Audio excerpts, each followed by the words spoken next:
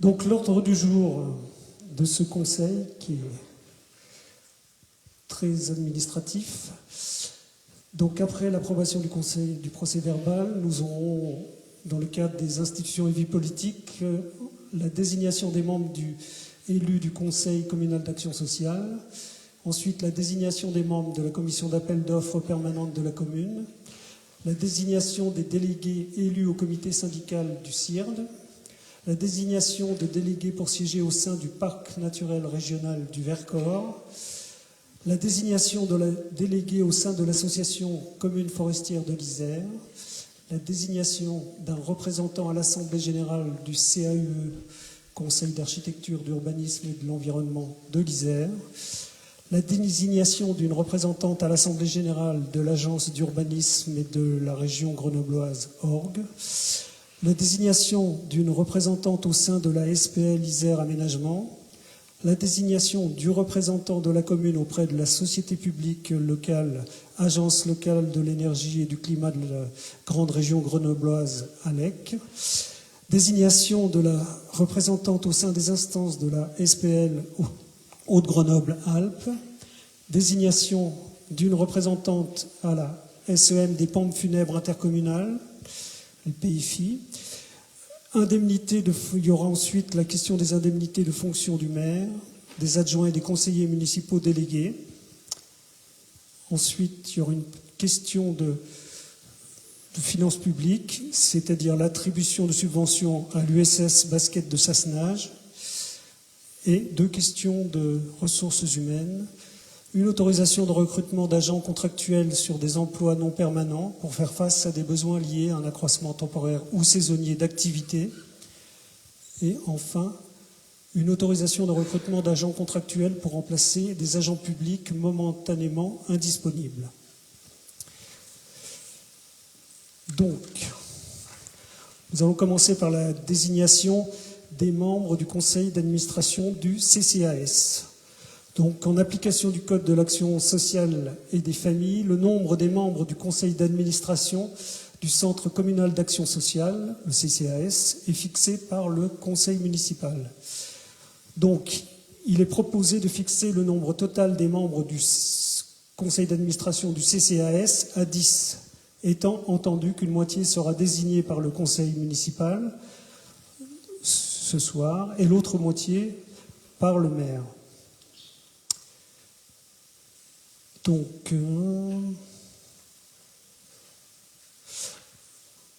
je vous propose donc de voter de voter le nombre à 10, ou on peut le faire aussi. Bon, d'accord. Élection alors. L'élection des représentants du conseil municipal au conseil d'administration du CCAS.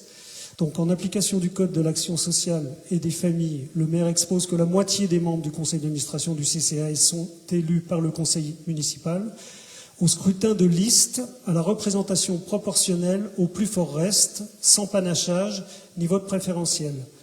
Chaque conseiller municipal ou groupe de conseillers municipaux peut présenter une liste, même incomplète. Les sièges sont attribués d'après l'ordre de présentation des candidats sur chaque liste. Il précise donc qu'il est attribué à chaque liste autant de sièges que le nombre de voix recueillies par elle contient un nombre entier de fois le quotient électoral, celui-ci étant obtenu en divisant le nombre de suffrages exprimés par celui des sièges à pourvoir. Voilà. Donc,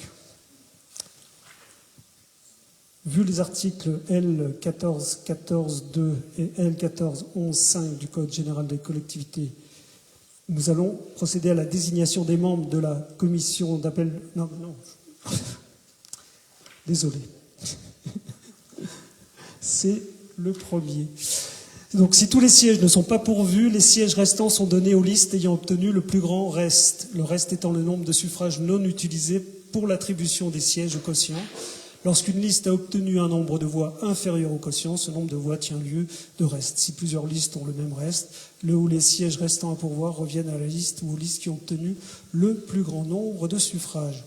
En cas d'égalité de suffrages, le siège revient au candidat le plus âgé. Enfin, si le nombre de candidats figurant sur une liste est inférieur au nombre de sièges qui reviennent à cette liste, le ou les sièges non pourvus le sont par les autres listes. Voilà. Donc le maire, qui est président de droit du CCAS, ne peut être élu sur une liste. Donc, considérant que le nombre des élus par le conseil municipal au conseil d'administration du CCAS a été fixé à 10, le conseil municipal va procéder à l'élection de ses représentants au conseil d'administration. Donc les listes des candidats sont les suivantes et ont été présentées par des conseillers municipaux. Il y aura la liste numéro 1 qui sera composée de Madame Nelly Janin-Kersia, Monsieur Romain Briand-Buisson, Monsieur Pascal Chaudière, Madame Prazer Ribeiro et Madame Annie Pontieux. Et la liste numéro 2, présentée, donc, composée de Madame Bénédicte Guillaumin, Monsieur Nathaël Palomba et Monsieur Denis Roux. Voilà, donc il va falloir 2 assesseurs pour le vote des représentants au CCAS se fait à scrutin secret. Donc, Prazer, donc, premier assesseur, et Bénédicte. Je vous laisse, et il me faudra aussi une secrétaire. Christine. Ok. Oui.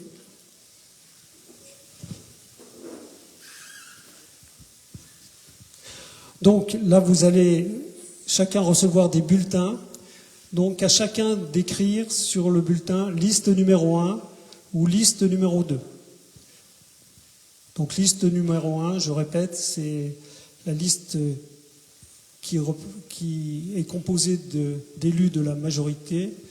Et la liste numéro 2, c'est la liste composée, 2 fois.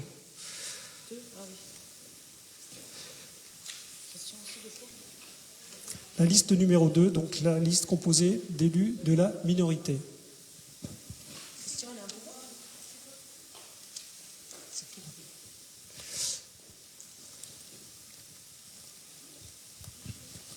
Je n'ai pas de stylo.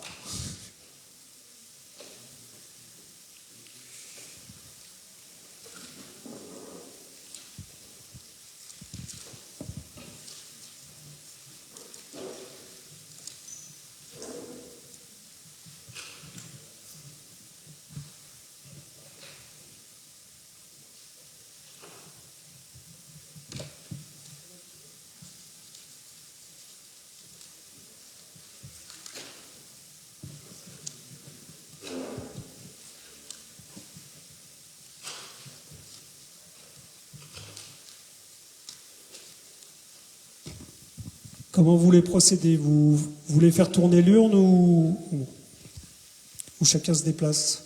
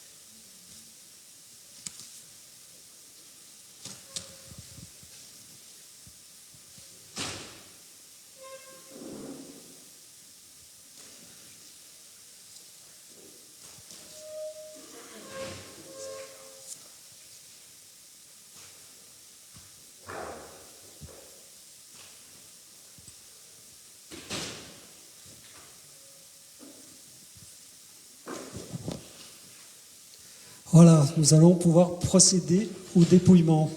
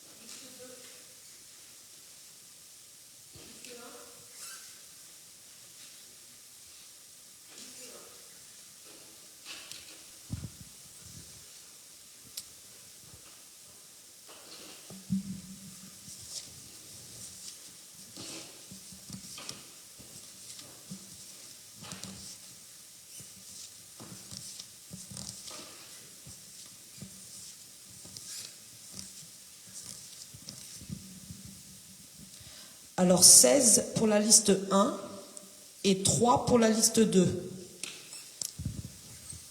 Donc il y avait sur 19 votes exprimés, donc 16 pour la liste 1 et 3 sur la liste 2, ce qui donne comme membres du conseil d'administration 4 membres pour la liste 1 et 1 membre pour la liste 2.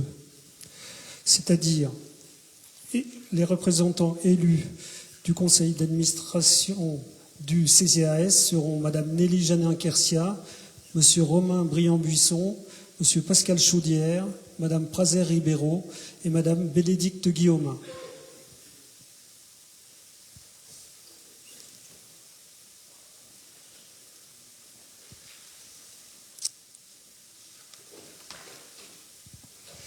Voilà, nous allons passer au point suivant. C'est aussi une élection, c'est-à-dire la désignation des membres de la commission d'appel d'offres permanente de la commune. Donc, vu les articles L14.14.2 et L14.1.5 du Code général des collectivités territoriales, je rappelle que la commission d'appel d'offres, aussi appelée CAO, est une instance qui intervient à titre principal dans le choix des offres, donc dans l'attribution des marchés. La constitution des commissions d'appel d'offres est toujours obligatoire lorsqu'une procédure formalisée est mise en œuvre. Elle n'est en revanche pas obligatoire en procédure adaptée. Donc la commission d'appel d'offres est composée, pour une commune de moins de 3500 habitants, ce qui est notre cas, par le maire ou son représentant, président, et par 3 membres du conseil municipal élus par le conseil à la représentation proportionnelle au plus fort reste. Il est procédé selon les mêmes modalités à l'échelon de suppléants en nombre égal à celui des membres titulaires. Donc, considérant qu'il convient de désigner les membres de la commission d'appel d'offres, et ce pour la durée du mandat, cette désignation doit avoir lieu à bulletin secret, sauf si, à l'unanimité des membres du conseil municipal, on décide de le voter à main levée. Y a-t-il des personnes qui sont contre ce vote à main levée? Non. Donc, voici la liste suivante des candidats. Donc, membre titulaire Emmanuel Escandre, Alfio Penisi et Annie Pontieux. Membre suppléant Christian Berthier, Gérard Fay, Meryl Locatelli.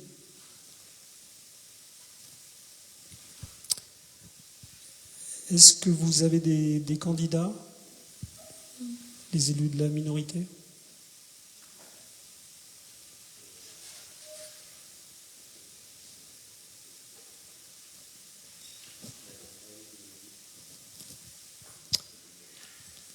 Donc Nathanaël Palomba et Bénédicte Guillaumin et Denis Roux.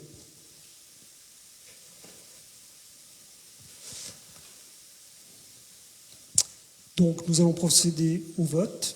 Donc nous sommes 19 votants. Donc on va dire liste numéro 1 pour la liste des élus de la majorité et liste numéro 2 pour la liste des élus de la minorité. Donc qui vote pour la liste numéro 1?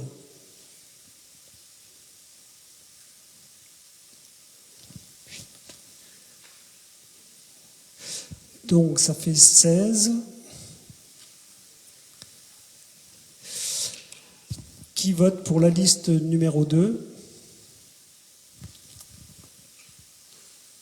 Ça fait 3.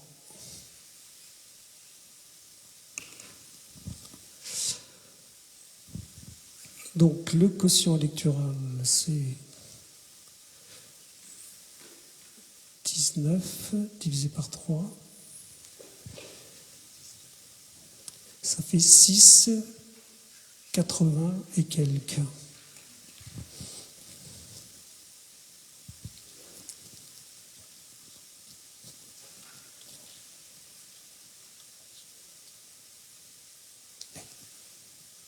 Oui, donc en fonction du quotient électoral, en fait, les 3 sièges sont pourvus par la liste de la majorité. Y a-t-il des souhaits d'intervention ?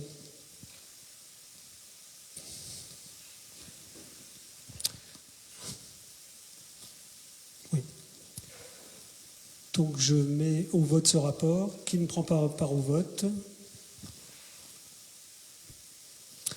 Qui s'abstient ? Qui vote contre ? Donc après avoir délibéré, le conseil municipal procède à l'élection de 3 membres titulaires et de 3 membres suppléants suivants à la commission d'appel d'offres permanente. Donc membre titulaire Emmanuel Escande, Alfio Pénisi et Annie Ponthieu. Membres suppléants Christian Berthier, Gérard Fay et Meryl Locatelli.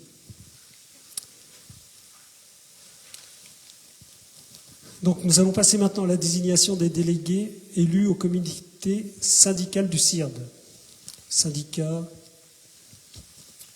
intercommunal rive gauche du DRAC. Donc à la suite du renouvellement du conseil municipal, il y a lieu de procéder à l'élection des nouveaux délégués qui siégeront au comité syndical du CIVOM, rive gauche du DRAC. Le syndicat est administré par un comité syndical composé de 24 délégués élus par les conseils municipaux des communes membres. Chaque commune est représentée au sein du comité syndical par 3 délégués titulaires et un supplément avec voix délibérative. Les délégués sont élus par les conseillers municipaux des communes par un vote à bulletin secret, sauf si à l'unanimité, le conseil municipal décide de voter à main levée. Même chose, on reste toujours à main levée, il y a quelqu'un, tout le monde est d'accord pour ça ? Merci. Donc, sont proposés M. Perrin Didier, M. Briand-Buisson Romain et M. Trépied Alexandre. Suppléant, M. Pénisi Alfio. Y a-t-il des souhaits d'intervention ou des remarques ? Donc, je mets ce rapport au vote. Qui ne prend pas part au vote ? Personne. Qui s'abstient ? Personne. Qui est contre ? 3 personnes. Donc, après en avoir délibéré, le conseil municipal donne son accord pour ces désignations.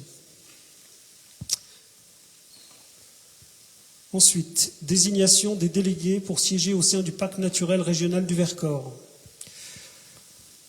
Donc, l'article L 21-21-33 du Code général des collectivités territoriales permet au conseil municipal de désigner des membres ou délégués pour siéger au sein d'organismes extérieurs dont la commune est membre. Vu les statuts du syndicat mixte du parc naturel régional du Vercors, on considère que l'adhésion de la commune au syndicat mixte du parc naturel du Vercors, donc il est nécessaire, suite aux élections municipales de 2026, de procéder à la désignation d'un délégué titulaire et d'un délégué suppléant élu au sein du conseil municipal. Donc, le conseil propose l'élection des délégués suivants. Délégué titulaire, M. Christian Berthier. Déléguée suppléante, Mme Annie Ponthieu. Y a-t-il des souhaits d'intervention ? Donc, je mets au vote ce rapport. Qui ne prend pas part au vote ? Qui s'abstient ? Qui est contre ? 3. Après en avoir délibéré, le conseil municipal donne son accord pour ces 2 désignations. Passons ensuite à la désignation de la déléguée au sein de l'association commune forestière de l'Isère. La commune de Noyaret, comme 145 autres collectivités iséroises, est adhérente à l'association des communes et collectivités forestières de l'Isère. Elle fait partie des 6000 collectivités rassemblées dans la Fédération nationale communes forestières de France. En Isère, les espaces boisés, les services qu'ils rendent et les activités qu'ils génèrent sont un atout et un levier de développement durable dans le contexte du changement climatique qui nous impacte. Les attentes concernant les massifs forestiers sont nombreuses et font écho aux différentes fonctions assurées par la forêt, économique, écologique et sociale. Le rôle du délégué de la commune au sein de cette association concerne aussi de multiples thématiques. Filière bois-construction, transition énergétique, organisation des loisirs de plein air, paysage, conciliation des usages. La déléguée représente la collectivité dans les instances départementales et nationales de l'association commune forestière de l'Isère. Elle sera également invitée à siéger aux assemblées générales. Elle fera le lien entre le conseil municipal et l'association. Il est ainsi proposé de désigner Madame Annie Ponthieu en tant que déléguée titulaire au sein des communes forestières de l'Isère. Y a-t-il des souhaits d'intervention ? Donc je mets ce rapport au vote. Qui ne prend pas part au vote ? Qui s'abstient ? Qui est contre ? 3. Donc après en avoir délibéré, le conseil municipal donne son accord et désigne Madame Annie Ponthieu en tant que déléguée titulaire au sein des communes forestières de l'Isère. Point suivant, désignation d'un représentant à l'Assemblée générale du CAUE, Conseil d'architecture, d'urbanisme et de l'environnement de l'Isère. Donc, le conseil rappelle que la commune est adhérente du CAUE de l'Isère, association qui peut notamment accompagner les collectivités dans leurs projets d'aménagement et de rénovation d'espaces urbains ou patrimoniaux. Donc, conformément au statut du CAUE, un représentant de la commune doit être désigné pour siéger à l'Assemblée générale de la structure. Donc le Conseil propose la désignation de M. Christian Berthier. Y a-t-il des souhaits d'intervention ? Donc je mets au vote ce rapport. Qui ne prend pas part au vote ? Personne. Qui s'abstient ? Personne. Qui est contre ? 3. Donc après en avoir délibéré, le conseil municipal désigne M. Christian Berthier en tant que représentant de la commune de Noyaret à l'Assemblée générale du CAUE. Ensuite, désignation d'une représentante à l'Assemblée générale de l'Agence d'urbanisme de la région grenobloise, ORG. Donc le conseil rappelle que la commune est adhérente de l'Agence d'urbanisme de la région grenobloise, AURG, association active dans l'aménagement et le développement de la région grenobloise. Donc le conseil indique que conformément au statut de l'AURG, un représentant de la commune doit être désigné pour siéger à l'Assemblée générale de l'association. Donc le conseil propose la désignation de Madame Chloé Mériguet. Y a-t-il des souhaits d'intervention ? Non. Donc je mets ce rapport au vote. Qui ne prend pas part au vote ? Personne. Qui s'abstient ? Personne. Qui est contre ? 3. Personne. Après en avoir délibéré, le conseil municipal désigne Madame Chloé Mériguet en tant que représentante de la commune de Noyaret à l'Assemblée générale de l'Agence d'urbanisme de la région grenobloise. Désignation d'une représentante au sein de la SPL Isère Aménagement. SPL, Société publique locale. Donc, je rappelle que la collectivité est actionnaire de la Société publique locale Isère Aménagement, mais qu'elle ne dispose pas d'une part de capital suffisante pour lui assurer un poste d'administrateur au conseil d'administration. En effet, Noyaret détient uniquement 60 actions d'une valeur de 15,24 €. La commune a droit ainsi à une représentation par le biais de l'Assemblée spéciale des collectivités constituée en application des dispositions de l'article L 1524-5, alinéa 3 du Code général des collectivités territoriales. Suite aux élections municipales intervenues le 15 mars 2026, il convient de procéder à la désignation d'un représentant au sein d'Isère Aménagement. Comme suite. Donc le Conseil propose de désigner Madame Chloé Mériguet pour assurer la représentation de la collectivité au sein de l'Assemblée générale des actionnaires d'Isère Aménagement en qualité de porteur des actions. Et également de désigner Madame Chloé Mériguet pour assurer la représentation de la commune au sein de l'Assemblée spéciale prévue à l'article 25 des statuts de la société, avec habilitation à accepter toute fonction et tout mandat qui pourrait lui être confié par l'Assemblée spéciale d'Isère Aménagement, notamment sa présidence ou la fonction de représentant de l'Assemblée spéciale au sein du conseil d'administration. Elle sera garante du contrôle analogue de notre collectivité sur Isère Aménagement, conformément à l'article 30 des statuts. Y a-t-il des souhaits d'intervention? Non. Donc je mets ce rapport au vote. Qui ne prend pas part au vote? Personne. Qui s'abstient? Personne. Qui est contre? 3 personnes. Après en avoir délibéré, le conseil municipal donne son accord et désigne Madame Chloé Mériguier pour assurer la représentation de la collectivité au sein de l'Assemblée générale des actionnaires d'Isère Aménagement en qualité de porteur des actions. Et la désigne également pour assurer la représentation de la commune au sein de l'Assemblée spéciale prévue à l'article 25 des statuts de la société, avec habilitation à accepter toute fonction et tout mandat qui pourrait lui être confié par l'Assemblée spéciale d'Isère Aménagement, notamment sa présidence ou la fonction de représentant de l'Assemblée spéciale au sein du conseil d'administration. Elle sera garante du contrôle analogue de notre collectivité sur Isère Aménagement, conformément à l'article 30 des statuts. Désignation du représentant de la commune auprès de la société publique locale, la SPL, agence locale de l'énergie et du climat de la grande région grenobloise, autrement appelée aussi ALEC. Donc la société publique locale, agence locale de l'énergie et du climat de la grande région grenobloise, SPL ALEC, a pour objet de mettre en œuvre les politiques climatiques et de transition énergétique de ses collectivités actionnaires. La commune de Noyaret est actionnaire de la SPL ALEC. Elle a adopté les statuts, a pris part au capital de la SPL en versant une participation de 500 € et a désigné un représentant pour siéger à l'Assemblée spéciale et aux Assemblées générales ordinaires et extraordinaires.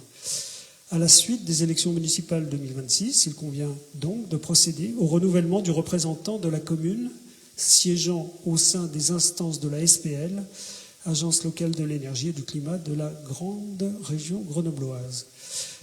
Donc, le Conseil propose de désigner M. Emmanuel Escande en tant que représentant de la commune à l'Assemblée spéciale et aux Assemblées générales ordinaires et extraordinaires. Y a-t-il des souhaits d'intervention sur ce rapport? Donc, je mets ce rapport au vote. Qui ne prend pas part au vote? Personne. Qui s'abstient? Personne. Qui est contre? 3 personnes. Donc après en avoir délibéré, le conseil municipal donne son accord et désigne M. Emmanuel Escande en tant que représentant de la commune à l'Assemblée spéciale et aux Assemblées générales ordinaires et extraordinaires de la SPL ALEC. Désignation de la représentante au sein des instances de la SPL Haute-Grenoble-Alpes. Donc la société publique locale Haute-Grenoble-Alpes a pour objet, pour le compte et sur le territoire des collectivités locales ou EPCI actionnaires, l'exploitation et ou la gestion en tout ou partie du service public de l'eau potable, notamment sa production et sa distribution, ainsi que toutes les opérations financières, juridiques, commerciales, industrielles, civiles et immobilières pouvant se rattacher à cet objet et au grand cycle de l'eau. La SPL est l'outil juridique par lequel les collectivités actionnaires ont décidé de partager ou mutualiser en tout ou partie des moyens matériels, humains ou financiers dans l'intérêt public et pour l'accomplissement du service public de l'eau. À ce jour, la SPL est titulaire d'une délégation de service public relative à la relève des compteurs d'eau potable, l'accueil des abonnés, la facturation et le recouvrement des factures d'eau sur le périmètre de Grenoble-Alpes Métropole. La commune de Noyaret, étant actionnaire de la SPL, dispose à ce titre d'un siège aux instances suivantes: Assemblée générale, Assemblée des actionnaires minoritaires et Comité d'orientation stratégique. À ce titre, il convient de nommer un représentant de la commune pour siéger à chacune de ces 3 instances. Et a fait acte de candidature comme représentant de la commune au sein des assemblées générales, assemblée des actionnaires minoritaires et comité d'orientation stratégique d'eau de Grenoble-Alpes, Madame Annie Pontieux. Il est donc proposé au conseil municipal de procéder à sa désignation au sein des 3 instances citées ci-dessus. Y a-t-il des souhaits d'intervention? Donc je mets ce rapport au vote. Qui ne prend pas part au vote? Qui s'abstient? Qui est contre? 3. Donc, après avoir délibéré, le conseil municipal donne son accord et désigne Madame Annie Pontieux comme représentante de la commune au sein des assemblées générales, des assemblées des actionnaires minoritaires et du comité d'orientation stratégique d'eau de Grenoble-Alpes. Et autorise Monsieur le maire à prendre toutes les mesures nécessaires à l'exécution de la présente délibération. Désignation d'une représentante à la SEM des pompes funèbres intercommunales, PFI. Donc, la commune est membre de la Société d'économie mixte des pompes funèbres intercommunales de la région grenobloise. Donc, il convient de désigner un représentant de la commune au sein des instances des PFI, à savoir l'Assemblée générale et l'Assemblée spéciale. Donc, le Conseil propose de désigner Madame Prazer-Ribeiro. Y a-t-il des souhaits d'intervention sur ce rapport? Donc je mets ce rapport au vote. Qui s'abstient? Personne. Qui ne prend pas part au vote? J'ai déjà dit. Qui est contre? 3 personnes. Donc après avoir délibéré, le conseil municipal désigne Madame Prazer-Ribeiro en tant que représentante de la commune au sein des instances de la Société d'économie mixte, PFI, de la région grenobloise. Alors, passons maintenant après la désignation de tous ces représentants dans toutes ces instances. Heureusement, ce n'est pas à chaque conseil qu'on doit désigner. Donc, nous allons procéder au vote de la délibération concernant les indemnités de fonction du maire, des adjoints et des conseillers municipaux délégués. Vu les articles 21, 23, 20 à L 21, 23, 24, 1 du Code général des collectivités territoriales, vu l'article L 21, 23, 20 du Code général des collectivités territoriales qui fixe le taux maximum des indemnités de fonction des maires, adjoints et conseillers municipaux, vu le procès-verbal de la séance d'installation du conseil municipal en date du 21 mars 2026, et constatant l'élection du maire et de 5 adjoints et la désignation de 10 conseillers municipaux délégués, et vu les arrêtés municipaux portant délégation de fonction du maire aux adjoints et aux conseillers municipaux, il appartient donc au conseil municipal de déterminer les taux des indemnités des élus fixés par la loi. Donc le conseil propose de fixer le montant des indemnités pour l'exercice effectif des fonctions du maire, des adjoints et des conseillers municipaux délégués comme suit. Donc pour le maire, 48,5% de l'indice brut terminal de la fonction publique. Pour les adjoints, 7,60% de l'indice brut terminal de la fonction publique. Et pour les conseillers municipaux délégués, 7,60% de l'indice brut terminal de la fonction publique. Y a-t-il des souhaits d'intervention sur ce rapport? Donc je mets ce rapport au vote. Qui ne prend pas part au vote? Personne. Qui s'abstient? Personne. Qui est contre? 3 personnes. Donc après en avoir délibéré, le conseil municipal décide de fixer le montant des indemnités pour l'exercice effectif des fonctions du maire, des adjoints et des conseillers municipaux délégués, comme indiqué ci-dessus, pour la durée du mandat. Donc, on indique également inscrire les crédits nécessaires au budget communal et nous indiquons aussi transmettre aux représentants de l'État la présente délibération et le tableau annexé récapitulant l'ensemble des indemnités allouées aux membres du conseil municipal. Voilà, nous allons passer maintenant à une délibération qui concerne l'attribution d'une subvention à l'Union à l'USSS Basket de Sassenage. Et donc je vais passer la parole à Romain Briand-Buisson. Donc la délibération concerne l'attribution de la subvention à l'Union sportive de basket de Sassenage.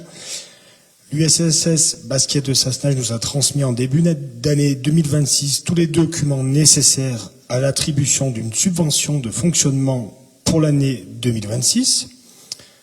Cette association a pour objet le développement de la pratique du basketball, notamment en compétition. Comme par le passé, la commune de Noyaret s'engage à soutenir financièrement l'objectif général de l'association de l'USSS Basket. Et au regard de la liste des enfants de Noyaret qui sont inscrits donc au nombre de 16, donc 16 Nuxérétains sont inscrits à l'USSS Basket. Et ainsi, au vu de la demande et des documents transmis, il est proposé de soutenir cette association en lui versant une subvention de 400 €. Y a-t-il des souhaits d'intervention sur ce rapport? Non. Donc, je mets ce rapport au vote. Qui ne prend pas part au vote? Personne. Qui s'abstient? Personne. Qui est contre? Personne. Donc, après en avoir délibéré, le conseil municipal donne son accord au versement de cette subvention de 400 € à l'USS Basket de Sassenage. Les crédits budgétaires sont inscrits au budget communal 2026, article 65 748. On va passer maintenant à des délibérations qui concernent les ressources humaines. Donc, je vais passer la parole à Christine Audoin. Oui, merci. Donc la première délibération, c'est pour l'autoriser, Monsieur le maire, à recruter des agents contractuels sur des emplois non permanents pour faire face à des besoins liés à un accroissement temporaire en saisonnier d'activité. Vu la loi numéro 84-53 du 26 janvier 1984, vu le décret 88-145 pris pour l'application de l'article 136 de la précédente loi, je rappelle que les services municipaux peuvent parfois avoir des accroissements temporaires d'activité.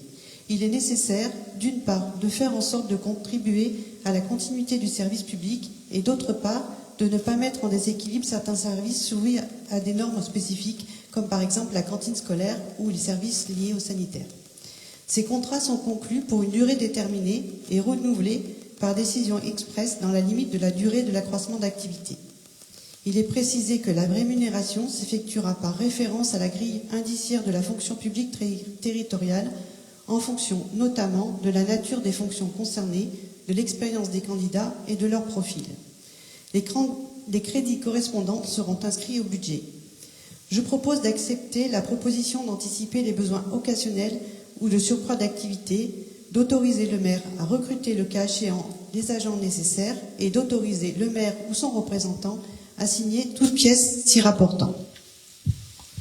Y a-t-il des souhaits d'intervention sur ce rapport? Donc je mets ce rapport au vote. Qui ne prend pas part au vote? Personne. Qui s'abstient? Personne. Qui est contre? Personne. Donc après en avoir délibéré, le conseil municipal donne son accord pour cette délibération. Délibération suivante. Alors, la deuxième délibération RH concerne l'autorisation de recrutement d'agents contractuels pour remplacer des agents publics momentanément indisponibles. Vu le Code général des collectivités territoriales, vu la loi numéro 83-634 du 13 juillet 1983 et la loi 84-53 du 26 janvier 1984, ainsi que le décret 88-145 du 15 février 1988, considérant que les besoins du service peuvent justifier le remplacement rapide de fonctionnaires territoriaux ou d'agents contractuels de droit public indisponibles dans des hypothèses exhaustives suivantes, énumérées par l'article 3.1 de la loi du 26 janvier 1984. Temps partiel, congé annuel, congé de maladie, de grave ou longue durée, congé de longue durée, congé de maternité ou pour adoption, congé parental, congé de présence parentale, congé de solidarité familiale, accomplissement du service civil ou national, du rappel ou du maintien sous les drapeaux, ou de leur participation à des activités dans le cadre des réserves opérationnelles de sécurité civile ou sanitaire, ou enfin, en raison de tout autre congé régulièrement octroyé en application des dispositions réglementaires applicables aux agents contractuels de la fonction publique territoriale. La continuité du service justifie le remplacement rapide des fonctionnaires territoriaux ou d'agents contractuels indisponibles. Les contrats établis sur ce fondement sont conclus pour une durée déterminée et renouvelés par décision expresse dans la limite de la durée de l'absence du fonctionnaire ou de l'agent contractuel à remplacer. Ils peuvent prendre effet avant le départ de cet agent. Donc il est proposé d'autoriser Monsieur le maire à recruter des agents contractuels de droit public dans les conditions fixées par l'article 3.1 de la loi du 26 janvier 1984 pour remplacer des fonctionnaires territoriaux ou des agents contractuels de droit public momentanément indisponibles.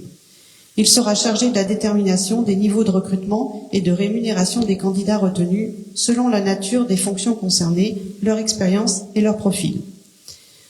Il est également proposé d'autoriser Monsieur le maire ou son représentant à signer toute pièce s'y rapportant.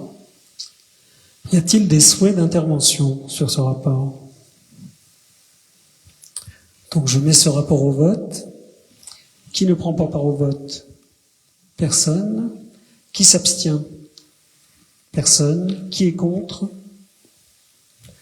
Personne. Donc, après en avoir délibéré, le conseil municipal autorise Monsieur le maire à recruter des agents contractuels de droit public dans les conditions fixées par l'article 3.1 de la loi du 26 janvier 1984 pour remplacer des fonctionnaires territoriaux ou des agents contractuels de droit public momentanément indisponibles.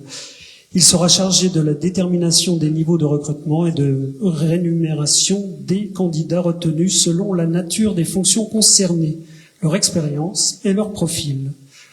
Donc on autorise Monsieur le maire ou son représentant à signer toute pièce s'y rapportant. Et le conseil décide de prévoir à cette fin une enveloppe de crédit au budget. Voilà, donc est-ce qu'il y a des souhaits d'intervention, des questions, des remarques avant de passer aux questions diverses ?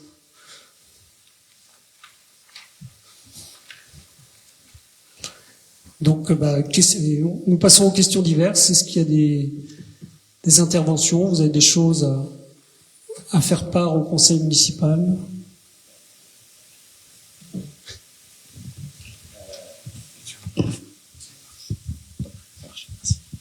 Moi, c'est juste une petite remarque.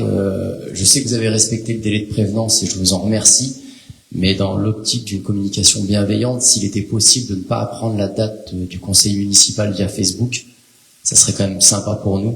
Parce que là, je l'avoue que je l'ai appris via Facebook et j'ai eu le mail qu'après. Donc, dans un souci d'organisation, c'est quand même plus sympa. Même si, encore une fois, vous avez respecté le délai de prévenance, donc j'ai pas de problème avec ça. Mais voilà, c'est un peu mieux pour notre organisation. Merci. On essaiera d'y faire attention la prochaine fois. Pas de souci. Donc, j'ai des relents du dernier mandat. Donc, juste deux petites informations à signaler au conseil municipal. C'est que depuis le week-end dernier a commencé le festival des 10 jours de la culture, festival métropolitain. La commune de Neuillarret, comme depuis maintenant plus de 5 années, y participe. Donc, le principe, c'est d'avoir des spectacles gratuits. Donc, mercredi 15 avril à 15h, il est proposé un spectacle jeune public, donc pour les enfants, qui ne seraient pas partis en vacances et qui sont à Neuillarret. Donc, ça s'appelle Les Frangines de Guidon. Voilà. Un spectacle burlesque, comique. Et puis, le mardi 21 avril à 20h30, il va y avoir le concert des Swing Girls. Voilà, c'est trois chanteuses qui seront là avec leurs instruments électriques. Voilà. Et moi, du coup, je fais aussi une annonce côté CCAS. Donc, on est en train de mettre en place le CCAS. La liste est votée ce soir. Les réunions ont commencé, mais on avait déjà un petit peu prévu dans l'agenda pour anticiper qu'on reprenait la formule du thé dansant qui devrait se dérouler le 28 mai. Voilà, ouvert à tous les habitantes de Neuillarret. D'autres interventions? Non, donc je peux clôturer la séance et on va pouvoir donner la parole au public si il a des choses à nous dire ou des questions.